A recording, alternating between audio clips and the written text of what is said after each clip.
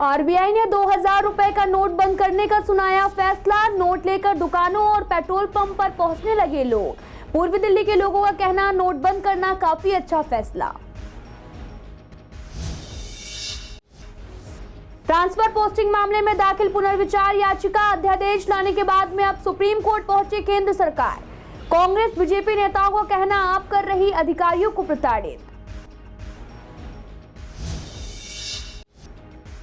मधु विहार में दो दोस्तों ने मिलकर की दोस्त की हत्या। पुलिस ने 2 आरोपी को किया गिरफ्तार। वारदात में इस्तेमाल 2 चाकू बरामद। पुलिस कर रही मामले की छानबीन।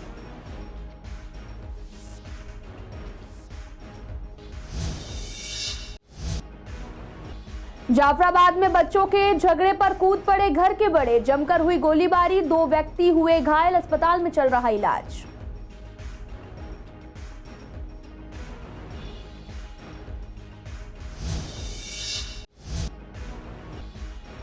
आनंद विहार में लूटपाट मामले में फरार चल रहे बस कंडक्टर गिरफ्तार। 2 साथियों के साथ मिलकर करते थे लूटपाट। 3 हमलावरों ने राहगीर पर किया था चाकू से हमला।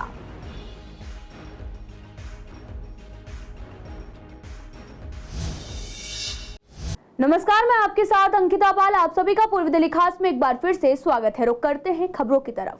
2000 रुपए के नोट को सर्कुलेशन से बाहर करने का ऐलान किया गया है। आपको बता दें कि रिजर्व बैंक के इस कदम से एक बार फिर से नोटबंदी की यादें ताजा हो गई हैं। इस बार लोगों को किसी भी तरह से घबराने की जरूरत नहीं, क्योंकि फिलहाल 2000 रुपए के नोट बाजार में चलते रहेंगे। ये नोट 30 सितंबर तक बैंकों में वापस लिए जा सकेंगे। इस पूरे मामले पर हमने पूर्वी दिल्ली की जनता और दुकानदारों से बात की तो लोगों की मिलीजुली राय देखने को मिली। कुछ लोगों का कहना है कि ये काफी अच्छा फैसला है, क्योंकि 2000 का नोट काफी बड़ा है, इसे चेंज कराने में काफी मुश्किल आती है। वहीं कुछ लोगों का कहना है कि इससे ना तो करप्शन दूर होगा और ना ही जमाखोरी। वहीं हमारे संवाददाता ने दुकानदारों से बात की। बाजारों में अफरा तफरी मची हुई है और आलम ऐसा है कि हर दुकान पर 2000 के नोटों के साथ साथ लोगों की भीड़ भी लगनी शुरू हो गई है, जिससे परेशान व्यापारियों ने 2000 का नोट लेने से मना कर दिया है। वहीं व्यापारियों का कहना है कि 2000 के नोट बंद होने के फैसले से एक बार फिर से मंदी की मार झेलनी पड़ेगी। वहीं पेट्रोल पंप पर भी लोग अपनी गाड़ियों में तेल भरवाने आए। उनमें से कितने ही लोग 2000 रुपए के नोट से पेमेंट करने की कोशिश करते नजर आ रहे। पेट्रोल पंप वालों का यह भी कहना है कि दिल्ली के तमाम पेट्रोल पंप पर सारे नोट लिए जा रहे हैं, चाहे वे 2000 का नोट हो या फिर कोई और हो। किसी भी पेट्रोल पंप पर ग्राहकों से इन्हें लेने से इनकार नहीं किया जा रहा। ये जो पैसे ऑलरेडी लोगों ने एक जगह पे इकट्ठे हो गए हैं, पैसे चंद लोगों के पास, वो निकल आएंगे बाहर इस बहाने से। हाँ, ये हो सकता है कि इसमें प्रॉपर्टी के रेट बढ़ जाएं और गोल्ड के रेट बढ़ जाएं। नहीं, इस बार जो है टाइम है, सितंबर तक टाइम है, तो इसमें मैं नहीं समझता कोई परेशानी होनी है जी। नहीं, वो तो देखिए, एक तो मेरे हिसाब से तो गवर्नमेंट का यही है पॉलिसी कि भाई 2000 का नोट है, ठीक है ना, उसको ब्लैक मनी के हिसाब से स्टोर करना बड़ा आसान है, तो इसलिए जो है डिनोमिनेशन ही हो रहा है। वो लग तो वैसे ही रहा है जैसे कहा गया था। नोटबंदी जो पहले करी थी उसमें जो आम इंसान था उसको बहुत फ़र्क पड़ा था, पर भ्रष्टाचार को लेकर जो कहा था काला धन वापस आएगा, ऐसा कुछ भी नहीं हुआ। और सेम वही पोजीशन आने वाली है जो पहले नोटबंदी हुई थी, सेम वैसी पोजीशन दोबारा आने वाली है। लोग परेशान होने वाले हैं और जैसे लोगों के कारोबार खत्म हुए, सेम वही पोजीशन मुझे लगता है दोबारा से आने वाली है। अभी तक संभल नहीं पाए हैं, अभी तक लोग जो नोटबंदी थी उसे संभल नहीं पाए हैं। उसके बाद कोरोना का कहर हो गया। अब ये दोबारा से जो डिसीजन है, यह बहुत डिसीजन गलत है और ये लोगों के ऊपर बहुत इफेक्ट पड़ेगा इस चीज़ से। दिल्ली में अधिकारियों के ट्रांसफर और पोस्टिंग का विवाद सुर्खियों में बना हुआ है। सुप्रीम कोर्ट ने 11 मई को दिल्ली सरकार के पक्ष में फैसला सुनाया, जिसके बाद में शुक्रवार को केंद्र सरकार इस फैसले के खिलाफ अध्यादेश लेकर आई। अब केंद्र सरकार ने सुप्रीम कोर्ट में एक पुनर्विचार याचिका भी दायर की और संवैधानिक पीठ से अपने फैसले पर फिर से विचार करने का अनुरोध किया। इस पूरे मसले पर हमारे संवाददाता ने कांग्रेस नेता और बीजेपी नेताओं से बात की है।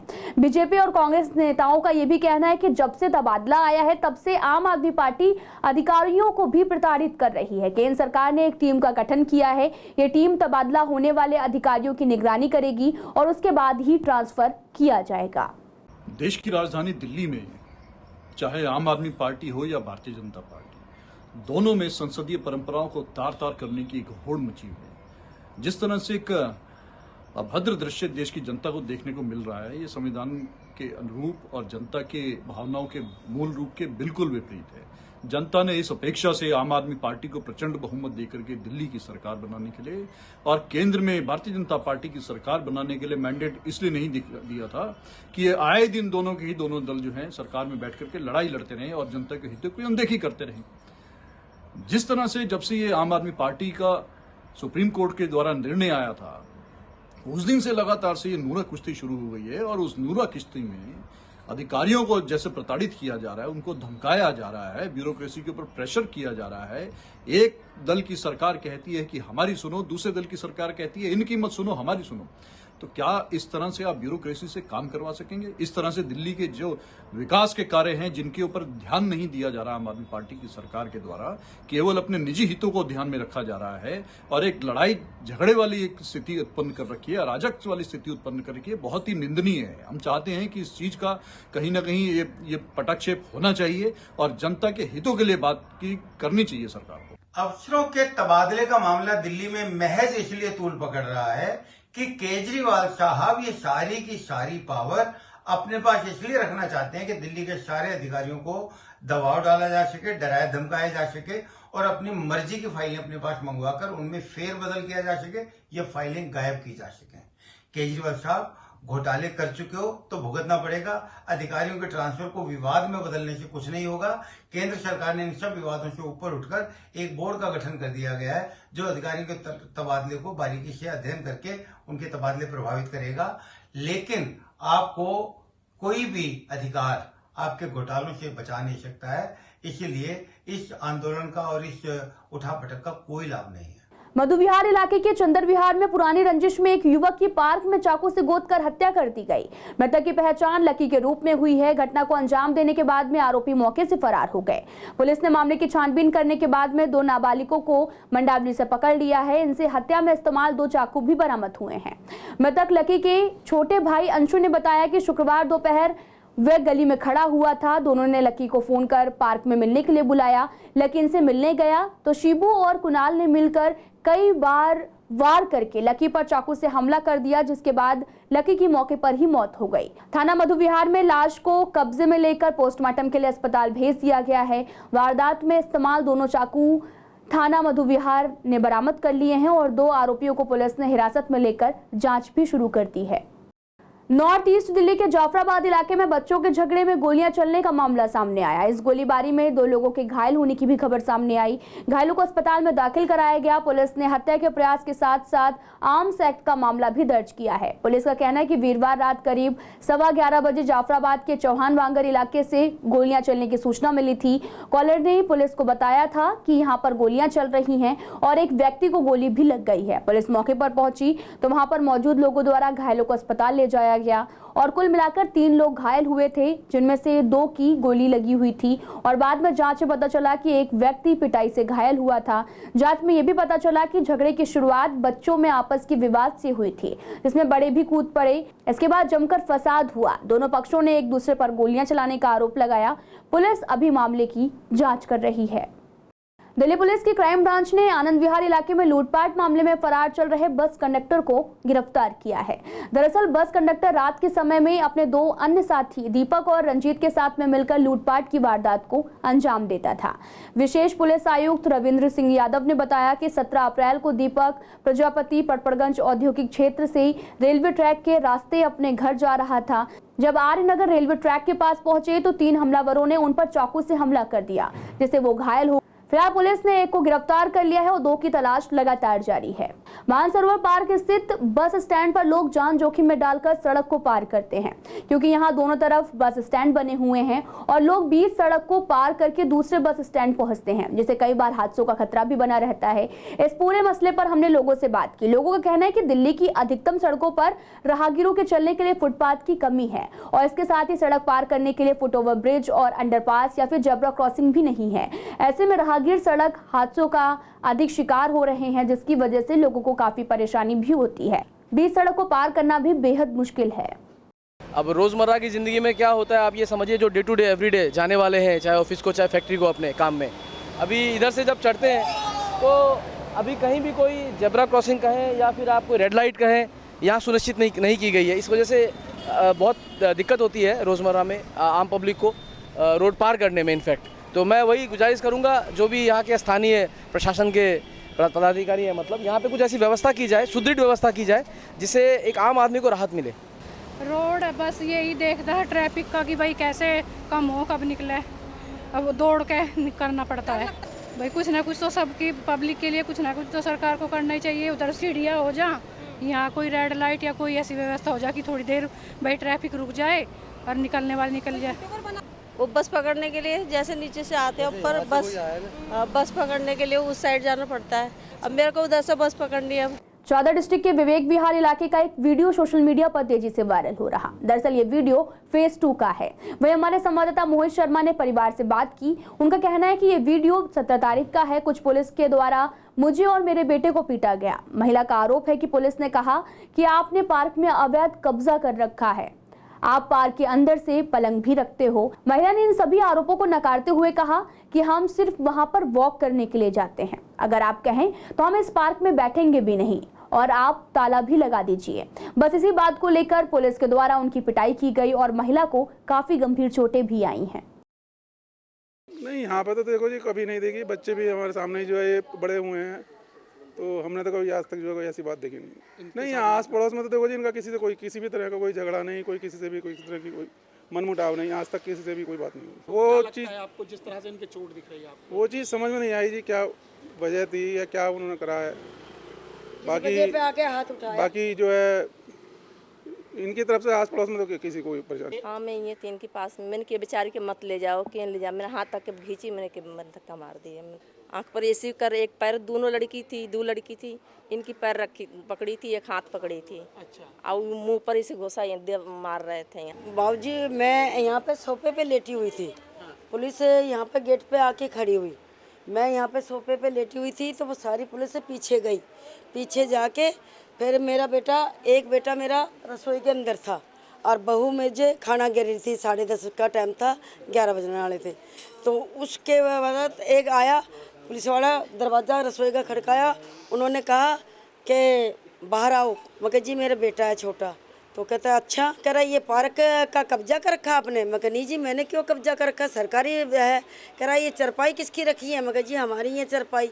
तो कहता इसको पार्क को ताला लगाओ और अपनी खाटो। मैं कहा ठीक है जी साहब, मैं अपनी चरपाई उठा के अपने अंदर रख लूँगी। सबसे पहले उन्होंने इनको तो हाथ लगाया नहीं, मेरे पोते को हाथ लगा के उसको खींचने लगे। तो ये बोले भाई बच्चा पढ़ता है, भाई क्या बात है। तो इन्होंने उसको बच्चे को छुड़वाया, फिर वो इनकी गिरबान पकड़ के बाहर लेके आए। फिर वो SHO साहब बोले कह रहे ये कौन है। मैं कहा जी ये मेरा बड़ा बेटा है। तो बस इतनी बात सुनते ही तो SHO मतलब एकदम गाली देने लग गया। गाली दे के फिर सारे जितने पुलिस वाले थे सारे इसके ऊपर टूट के इसको मारने लगे और इसको खींच के यहाँ से ऐसे गाड़ी में डाल लिया। इस घटना का तो इस बारे में तो मुझे कुछ पता ही नहीं। आप चाहे मेरा पिछला भी कितना भी कोई रिकॉर्ड, पहले बात तो कोई रिकॉर्ड है ही नहीं मेरे पर, ना कोई केस है ना कोई किसी तरीके की मारपीट का कोई कुछ नहीं है। जरूर है, सिर्फ ओनली जो सिर्फ पता नहीं, मुझे तो ये जो लगता है कि ये ऐसा कोई मोटिव होगा। मुझे तो लगता है कि जैसे कि सांसी एक बिरादरी से हम उससे बिलोंग करते हैं और सांसी बिरादरी का आपको भी शायद पता होगा कि जैसे कि शराब गांजा समय ऐसे करते हैं लेकिन हमारा नहीं है मतलब। और फिर आप देख रहे हो कि उस तरीके के जैसी तरीके की सोसाइटी है यहाँ पर, इस तरीके का काम वैसे चल सकता है क्या, कोई कर सकता है। पर मुझे तो यही मोटिव लगता है, कुछ और नहीं है। किसी ने इनको पता लगा कि यहाँ पर ये सांसी रहता है, ये ना कुछ करता है और खाने के लिए उसमें कुछ कर रहा होगा ये बस। समुंदर की हिस्ट्री कोई नहीं जानता। इतने क्रिमिनल 1973 से क्राइम कर रहा है 2011 तक। बैठे भी क्राइम कर रहे हैं, स्मैक बेच रहे हैं, ड्रग्स बेच रहे हैं। और उसका मामला क्या कोई मामला नहीं है। वो उल्टा हमारे लेडीज कांस्टेबल को पिटाई की है।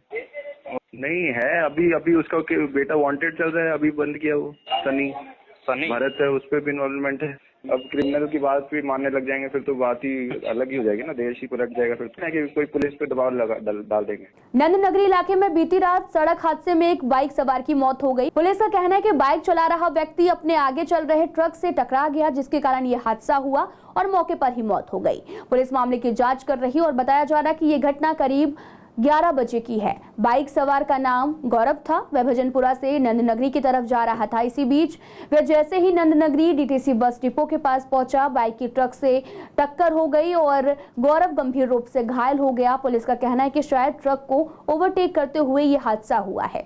गौरव को अस्पताल ले जाया गया, लेकिन डॉक्टर ने उसे मृत घोषित कर दिया। ट्रक वाले को हिरासत में ले लिया गया, लेकिन पुलिस का कहना है कि जांच में सामने आया है कि गलती बाइक सवार की ही थी। गौरव साहिबाबाद का रहने वाला था। विवेक विहार के बालाजी मंदिर में योग कंपटीशन का आयोजन किया गया। इस कार्यक्रम का मुख्य उद्देश्य बच्चों को योग की तरफ प्रेरित करना था। इस कार्यक्रम में कई स्कूलों के बच्चों और युवाओं ने भी हिस्सा लिया। दरअसल ये कार्यक्रम ओपन डिस्ट्रिक्ट चैंपियनशिप अनुभूति योग की तरफ से आयोजित किया गया। आयोजक ने बताया कि कंपटीशन में कई अलग अलग कैटेगरी में बच्चों ने हिस्सा लिया, जिसके लिए उन्हें प्राइज भी दिए गए। हम लोग अनुभूति योग एक ऑर्गेनाइजेशन योगा की चलाते हैं, तो उसी को ही आगे बढ़ाते हुए हम लोगों ने ओपन डिस्ट्रिक्ट योगा चैंपियनशिप का एक प्रोग्राम किया है, जिसमें बहुत दूर दूर से बच्चे आए हुए हैं। बहुत सारे स्कूल्स के बच्चों ने पार्टिसिपेट किया है। इसमें हमने काफ़ी सारी एज कैटेगरी रखी हुई हैं, 10 to 14, 14 to 18, 18 to 21, 21 to 25, 25 to 30 and इस तरीके से काफ़ी सारी एज कैटेगरी हैं, जिसमें काफ़ी सारे बच्चों ने पार्टिसिपेट किया है। ये बेसिकली जो है डिस्ट्रिक्ट ओपन चैंपियनशिप है और यहाँ दिल्ली से बाहर हरियाणा, पंजाब, बहुत सारी स्टेट्स के बच्चे आ रहे हैं। तकरीबन ये 350 बच्चों से ऊपर यहाँ पे पार्टिसिपेट कर रहे हैं। ये इसमें छोटे से लेकर, सबसे बड़ी बात है कि छोटे बच्चे तो आते हैं योग में, जो बड़ा बच्चा जो है और जो सीनियर सिटीजन है वो भी यहाँ आ रहे हैं। इसके लिए जो है इन्फॉर्मेशन हमने जगह जगह जो कोच हैं उनको भेजा है, स्कूलों में इन्विटेशन भेजा है और छोटे छोटे जो योगा सेंटर्स हैं, स्टूडियो हैं, जिम है, स्कूल्स हैं, सबको हमारा इन्विटेशन गया है। तो वहाँ से स्कूल के बच्चे आए हैं। हम योगा परफॉर्मेंस करने वाले हैं। मेरे बच्चे आए हुए हैं 10 to 12 एज कैटेगरी में और 15 to 18 एज कैटेगरी में। स्टार्टिंग में तो थोड़ा पेन होता है तो रोते हैं, बट फिर कुछ टाइम बाद जैसे करने लगते हैं तो फिर उन्हें मज़ा आने लगता है, तो अपने आप ही आते हैं क्लास। बहुत ज़्यादा मिलता है। जब हम लोग ऐसे डेमोन्स्ट्रेशन वगैरह करते हैं तो बहुत सारे लोग मोटिवेट भी होते हैं, कई लोग पूछते भी हैं क्लासेस के लिए, तो मतलब उन लोगों को अच्छा लगता है, वो लोग भी कृष्णानगर में हेल्प 24 द्वारा आज आधार कार्ड कैंप का आयोजन किया गया, जिसमें लोगों ने बढ़ चढ़कर हिस्सा लिया। इस कैंप में लोगों का उत्साह भी बढ़ाने के लिए इलाके के पार्षद और विधायक दोनों ही मौजूद रहे। आयोजकों का कहना है कि कैंप लोगों के लिए निःशुल्क लगाया गया। 100 से 150 तक लोग कैंप में शामिल हुए और अपने आधार कार्ड बनवाए, साथ ही करेक्शन भी करवाया। कैंप लगा, इसमें 2 काम हो रहे हैं। एक तो जो वोटर आई कार्ड है उसका ऑनलाइन रजिस्ट्रेशन हो रहा है, जिसने नया कार्ड बनवाना है, जिसने मॉडिफाई करवाना है या जिसका कार्ड खो गया है वो भी यहाँ अप्लाई करके नया कार्ड इशू करवा सकते हैं। तो ये सारा ऑनलाइन काम हो रहा है। दूसरा, इसके साथ साथ जो आपका आधार कार्ड है उसमें भी किसी ने चेंजेस करवाने हैं, नया आधार कार्ड बनवाना है, तो वो भी काम हो रहा है। दोनों काम हो रहे हैं। देखिए, जो हमारी संस्था है NGO हेल्प 24, ये समय समय पर लोगों को जागरूक करने के लिए भी और उनके कार्य करने के लिए भी कैंप लगाती रहती है। आज का जो कैंप का है उसका विषय था आधार कार्ड और वोटर कार्ड। लोगों को बहुत समस्याएं आ रही थी, लोगों ने काफ़ी समय से आधार कार्ड में जो अपडेट थी वो हो नहीं पा रहे थे। इस वजह से हम लोगों ने जनप्रतिनिधियों के सहयोग से ये कैंप का आयोजन किया है। आधार कार्ड का विषय एक ऐसा है कि आधार कार्ड हर चीज़ में चाहिए होता है। आज के आधार कार्ड को हमने चेंजिंग करवाने के लिए लोगों को बहुत धक्के खाने पड़ते हैं, कभी SDM ऑफिस जाना पड़ता है, कभी कहीं जाना पड़ता है। हमारी संस्था ने सोचा है शनि और इतवार को लगाएंगे कैंप, और अगर पब्लिक की डिमांड होगी नेक्स्ट वीक भी लगाया जाएगा, कि जिस हिसाब से आप रश देख रहे हैं उस हिसाब से हम लग रहे हैं कि अगले हफ्ते भी हमें कैंप की जरूरत पड़ सकती है। जितने भी लोग आना चाहेंगे यहाँ पर, इतनी समस्या, किसी का नाम गलत है, एड्रेस गलत है, टेलीफोन नंबर नहीं है, तो सबको जाना पड़ रहा है वहाँ पर जो है। तो मैं प्रार्थना करूँगा सानी साहब से कि ये कैंप कंटिन्यू रखें, छोड़े नहीं इसको। मतलब दिल्ली सरकार से कोई भी आपको चाहिए, मैं तैयार हूँ उसके लिए। फिलहाल इस बुलेटिन में इतना ही। तमाम खबरों के लिए आप देखते रहिए CCN लाइव।